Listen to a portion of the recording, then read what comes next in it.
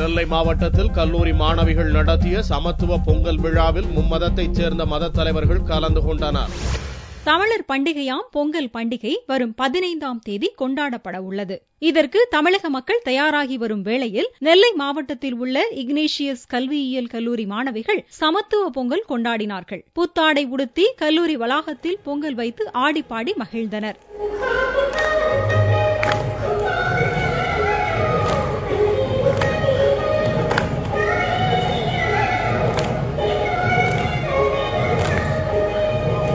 இந்த சமத்துவ பொங்கல் விழாவில் பாளையங்கோட்டை செங்கோல் ஆதீன சீடர் ஈஸ்வரன், பள்ளிவாசல் இமாம் முகமது மைதீன் உஸ்மானி, கத்தோலிக்க மறை மாவட்ட அதிபர் அந்தோனி குரூஸ் ஆகியோர் கலந்து கொண்டனர். ஜாதி மதம் கடந்து தமிழர் திருநாளாம் பொங்கல் பண்டிகை சமத்துவ பொங்கலாக கொண்டாடப்படுவது மகிழ்ச்சி அளிப்பதாக மாணவிகள் தெரிவித்தனர். உழவர்களுக்கு அவங்களுடைய உழைப்பின் பயனாக கிடைத்த காய்கறி, பழங்கள், அரிசி போன்ற அந்த உழவர்கள் அந்த உழைப்பின் பயனாக கிடைத்த அனைத்து பொருட்களையும் கதிரவனுக்கு வந்து படைச்சி பொங்கல் இடுறாங்க.